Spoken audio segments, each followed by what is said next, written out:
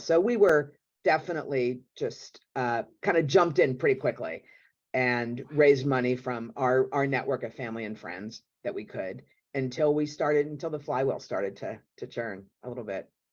But one of our first big donors, I was talking about it the other day, we're honoring her in LA.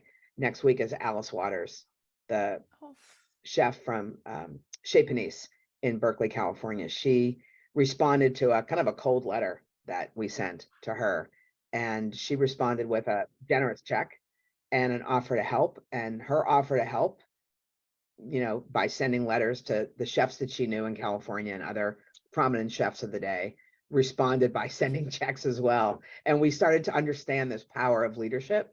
They didn't know us, but they knew Alice. And if Alice Waters was supporting something, they were gonna look at it and seriously consider it, and in fact supported it as well. So that started the chain of events with restaurants across the country. Yeah, the power of giving, finding your own way up a ladder, also due to the kindness of people above you. I mean, Yeah. that's all of what I've seen in this conspiracy of goodness, this movement of people to see a problem and solve it. It requires a moment like that. Almost everyone has one. Yeah, and giving people the chance again to do what they do for a living, which is how the Taste of Yes. the Nation came, and Chef Cycle, and all these fundraising platforms that we have was an effort to say to chefs and sponsors, engage in the way that you work, engage in the thing that you love, engage in your passion, engage in your field. And that's the, to me, that's so as inspiring today as it was 35 years ago, because people naturally, I think it's universal, Yes. they want to be engaged And be a part of something bigger than themselves. I think that's a fundamental thing. I know I've recommended it to my kids and young patients and stuff, or even patients, that lost their job during the pandemic.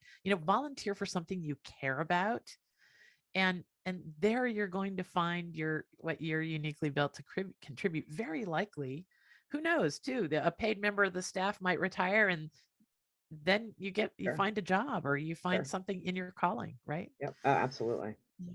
We got to start with what we know, and move from there. Well, and that's where people's energy is, right? That's where their energy is. Yes. It's their energy is in what they love to do. Their energy is in their passion. So Yeah. It's that's I think what I found so the resonant thread through everything that Debbie and I are going to talk about today. We're going to tell you about some fabulous initiatives that they're running that you can probably be a part of.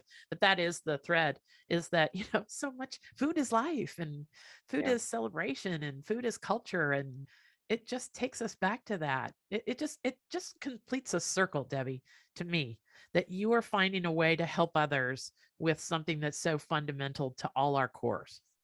Yeah. And I the only endpoint I'd put on this is that so many times the stakeholders that we work with come back and say to us, thank you for giving us, you're thanking us, but we're thanking you because you're giving us a platform to feel connected. So it really works both ways.